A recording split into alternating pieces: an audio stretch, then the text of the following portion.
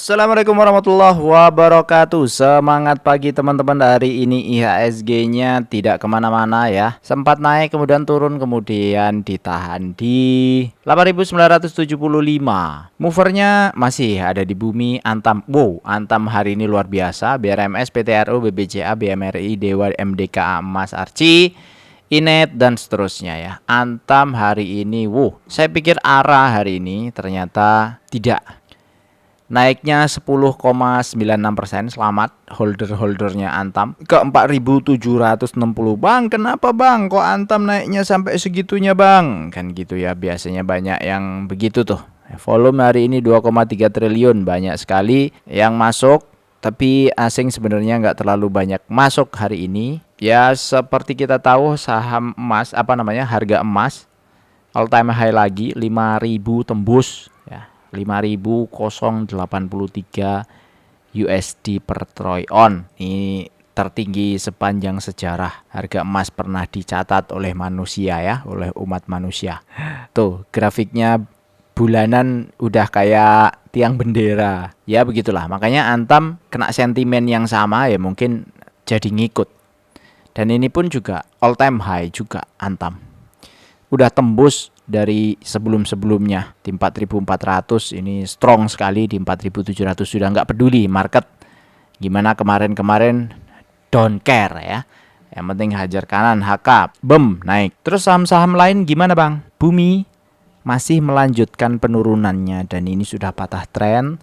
Teman-teman yang masuk di sini tolong hati-hati. Ini saya nggak tahu kenapa XL jadi buyer utama ya. Sudah beberapa hari ini buyer utama. Kemudian kemarin tanggal berapa nih? 23. Oh enggak ternyata. Ya alhamdulillah nih. XL-nya jualan 23. Oh ini pas hijau. Kemudian pas merah nih hari Kamis, AK, ZP, NI, MG, XL. Kemudian hari Rabu, XL jadi buyer utama nih hari Rabu nih, berarti tanggal 21. XC juga sama. Kalau diakumulasikan dari puncak sini sampai hari ini itu XL masuk 678 miliar. Itu uang gede ya guys. Dan saya nggak tahu kenapa bertahan. Padahal sebenarnya hitung-hitungannya bumi itu gampang sebenarnya hitungannya ya. Dia turun seberapa pun turunnya sampai 272 atau masih turun 18% lagi dari harga sekarang, yang harga sekarang itu 332 itu masih masuk ke MSCI, masih masuk. Dan nanti pun ketika ada inflow di MSCI, saya pikir juga bukan, ya nggak tahu ya, apakah XL bisa jualan ke asing dengan untung. XL itu Stockbit teman-teman ya, retail ini loh, 600 miliar loh yang jualan. YU 2,7T, OK, RB, MG lainnya pada jualan, dia masuk loh. Hebat ini, jago bener dah. Kadang saya geleng-geleng kalau ngelihat gini, nggak ngerti ya. Semoga aja mereka pada bisa bertahan ya, kita doakan. Terus yang lain-lain ini kayak BNBR, ENRG ya, LT, Inet sekarang hari ini minus 17%. CBDK Pani ya, Anda tengok yang lain-lain juga nih sama nih, Ratu, Mina, Bufa, Wokung lupa, Hapsoro ya, King, Jagain dan seterusnya. Faktanya hari ini begini, cek ya, Bufa udah 3 hari berturut-turut Bufa. Kemudian Mina, Ratu, ini Bufa XL juga nih yang masuk nih hari ini banyak. Dari 9 Januari yang nampung banyak tuh. Ratu, sama juga nih. Astagfirullah, kawan-kawan. Terus ada lagi mana ya? Ratu, PTRO, cek. Masya Allah. Oh, untung HP AK masih. Coba lihat di sini ya. 19 Januari. 19. HP AK XL. Domestiknya 1 triliun. Foreignnya hilang. Tinggal 600 yang beli. Ini bukan duit saya sih. Cuma kalau ngelihat kayak gini ikutan sedih saya. Nggak tahu gimana membaranya portonya teman-teman, Mbok ya. Udahlah, santai saja. Ya gini. Saya nggak memaksakan ya. Kalau memang itu menarik buat anda semua yang kemarin komen, Bang nggak cepet bang dividen investing, keburu tua ya. Ya oke lah. Tapi kalau posisinya seperti ini yo, nanti jangan mengeluh, itu aja ya. Itu pesannya. Dan selalu di channel ini ya, saya pikir semua bisa menimbang-nimbang, menghitung-hitung dengan cerdas, dengan kalkulasi yang matang, kapan harus masuk, kapan harus keluar. Terus kalau udah kayak gini ya mau nggak mau, suka nggak suka loh, udah turun begini ya mau dilawan, nggak bakalan bisa. Suka nggak suka, mau nggak mau cut loss. Lah gimana PTRO posisi segini kok? Dia butuh 20% lagi untuk masuk MSCI. Artinya apa dengan posisi sekarang? Ya nggak bakalan masuk di Februari. Artinya di sini tuh ada sesuatu yang mereka tahu tapi kita nggak tahu. Udah turun 30, 34. Mau apa kita? Buat yang masuk-masuk di sini loh, kawan-kawanku. Kasihan saya kalau yang nyangkut seperti itu. Ya mending kemarin yang masih meragukan ada LPPF ya. Kan bisnisnya nggak bagus bang, nanti kalau dibanting gimana gitu. Ya masih mending kalau ini dibanting, itu paling tidak Anda punya uang tunggu. Apa uang tunggunya? Dividen, minimal kan itu. Terus nanti kalau dividennya turun makin turun gimana? Ya mau nggak mau, suka nggak suka, berapa kondisinya, kalau bisa di-cut, mau di-cut loss daripada bangkrut. Tapi kalau melihat fundamental LPPF selama beberapa tahun terakhir, dia punya history yang sudah saya jelaskan dengan detail di pembahasan LPPF yang khusus membahas LPPF. Search di YouTube saya, ketik LPPF, di situ ada historinya bagaimana, dia bagaimana meramu laporan keuangannya, meramu salesnya yang turun tapi profitnya masih tetap bisa dijaga, toko yang semakin berkurang tapi profitnya masih bisa dijaga. Silahkan cek di sana. Mau nggak mau, suka nggak suka, fundamental atau namanya dividen atau imbal balik yang direct ke kita, yang bisa berimpact ke kita, mau nggak mau, suka nggak suka, kita itu senang mendapatkannya. Celing gitu masuk di dalam rekening itu, dividen dari A, dari B, dari C, mantap. Walaupun merah-merah Porto, tapi kalau celing ada hijau-hijau warna, ya di tempat saya hijau warnanya ya. Nggak tahu di tempat Anda apa warnanya. Lumayan gitu loh. Dan kalau udah seperti itu kan, mau average down dari dividennya ada, bisa di average down, bisa. Cuma lama, ya.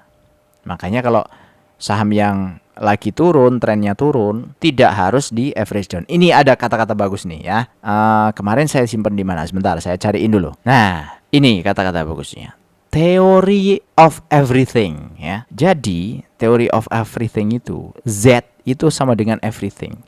Itu integral dari field eksponensial apa nih? XP itu eksponensial ya. Dari integral dx bla bla bla bla bla bla bla bla bla bla bla dalam kurung ya. Nah, ini matematikanya gede nih, banyak nih. Nah, ini saya zoom ya. Tuh, cari tuh. Ini ada gravity, ada electromagnetism, ada strong force, ada weak force, ditambah matter, dan ditambah juga high boson ya, boson. Nggak ngerti ini saya apa. This is the mathematical framework of quantum field theory, which is the combination of classical field theory, especially relativity and quantum mechanics. Nah, dijelaskan di atas, teori segala masalah menurut persamaan matematik yang disebut persamaan segala sesuatu, theory of everything. Intensitas medan energi mencapai 0 pada titik ruang dan waktu tak terhingga. Artinya apa? Berlaku juga terhadap kita. Jika kita sedang bermasalah, ya menghadapi permasalahan floating loss di porto kita, itu berlaku juga untuk kita. Segala permasalahan yang Anda hadapi selama masalah Anda itu masih tergolong sesuatu. Berarti kan floating loss di porto itu sesuatu. Jadi kalau Anda punya suatu masalah Anda menjadi hilang atau tak bermasalah kalau Anda tinggal lari sampai jarak yang cukup jauh, atau Anda biarkan hingga waktu yang cukup lama. Jadi konsepnya begitu. Kalau kita nggak mau bermasalah dengan porto yang merah, tinggalin aja. Nggak usah di average down. Kalau dapat dividen, ambil di tempat lain. Kalau portonya bisa singkirin dulu, masukin ke gudang porto yang lain yang khusus yang merah. Habis itu cash yang ada diambil. Itu salah satu caranya. Salah satu caranya lagi diapain? Cut loss. Salah satu caranya lagi diapain? Di average down. Average down, cut loss, tinggalin dalam cukup waktu yang lama, ya, cukup jauh, Anda biarkan, nanti Anda lama-lama lupa. Hilang kan masalahnya? Hilang, wong lupa. Bekerja lagi, semangat lagi cari rezeki, masuk lagi ke market, dan jangan nyangkut lagi. Ini bahaya ini guys. Viewer saya jangan sampai ini mengambil pisau jatuh di sini ya. Apapun siapapun yang ngomongin masalah, oh ini begini, ini begitu, siapapun influencernya, hati-hati ya, hati-hati. Sudah patah tren, volume juga mengkonfirmasi, asing keluar semua. Kondisi di hitung-hitungan bumi masih bisa up down 18% lagi, itu ownernya tidak ngapa-ngapain pun dia masih masuk di dalam kategori free float dan market capnya MSCI. Kenapa nggak dijagain bang? Ya nggak tahu saya. Tapi intinya ini di batas 272 yang warna merah ini masih bisa turun lagi ke bawah, itu masih aman buat emitennya untuk masuk di MSCI kalau itu mau dijadikan exit oleh mereka. Jadi kalau buat Anda-Anda yang beli di atas, jangan terlalu banyak berharap harganya bakalan kembali ke atas. Kecuali ada sesuatu yang nanti kita nggak ada yang tahu. Ya siapa yang tahu kemarin dia naik bla bla bla bla ya kan gini. Easy come, easy go. Katanya kan begitu. Jadi saya turut prihatin buat teman-teman yang bertanya saham Konglo hari ini kenapa bang, BNBR kenapa bang, Inet kenapa, fundamentalnya kan bagus bang, Mina kenapa, Ratu kenapa, Raja kenapa, kok semuanya merah, PTRO kenapa. Oke, fundamental bagus, tapi saya ngitung ini di harga wajar ya. LT harga wajarnya 0, BR harga wajarnya 0. Ini suka-suka saya memang. Karena mereka nggak bagi dividen, saya anggap harga wajarnya 0. Artinya saya tidak merekomendasikan atau tidak menginginkan masuk ke dalam dunia list atau watch list saham-saham saya. Kemudian PDPP itu 32, sekarang harganya 380. Nih lihat MOS-nya ya. Ada yang 100%, artinya 0, ada yang 98, ada yang 54. Ini dari harga wajarnya udah kelihatan mereka jaraknya sebanyak ini. Jadi kalau dia turun segitu saya anggap baru harganya wajar. Coloh bahkan ADMR ya. Yang ADMR Adro masih oke lah. Ini saya hitung harga wajarnya di 2400, sekarang 2300. ADI masih 11.000, dia sekarang 8400. ADMR 700. Yo kenapa begitu ya, kan dividennya aja. Selama dividennya itu tidak mencapai target saya, di mana targetnya 9%, ya saya anggap itu mahal, udah gitu. Artinya kita running di saham-saham berdividen. Kalau dividennya dapat 9% kemudian harganya turun ke bawah, makin murah berarti. Orang pas waktu harganya 11.000 aja sesuai dengan target kita, apalagi harganya 8.000 gitu. Tapi paling tidak kita tahu teknikalnya. Teknikalnya ini aman nggak untuk masuk? Kalau posisinya kayak gini aman nggak untuk masuk? Ya mau nggak mau, suka nggak suka, kita ya mesti tahu mesti belajar ya dikit-dikit. Saya nggak tahu nih ya hari ini ngomong apa. Intinya ya saya ngalor ngidul aja ngomongin saham Konglo. Beberapa hari ini cukup menyedihkan ya pergerakannya. Ya apa ya? Saya juga nggak paham hype-nya apakah sudah selesai ataukah ada hal-hal lain yang terjadi, karena shiftingnya ke saham-saham fundamental kayaknya lumayan, karena tiba-tiba ADI ngeboost, ADMR ngeboost, Adro ngeboost, yang lain-lain yang kemarin tenang-tenang tiba-tiba naik, dan di saham-saham Konglo yang luar biasa transaksinya tiba-tiba turun. Buat teman-teman yang tahu kenapa, komen ya, bantuin. Saya pikir cukup, sampai jumpa lagi di video berikutnya, semoga bermanfaat. Salam cuan, bye bye.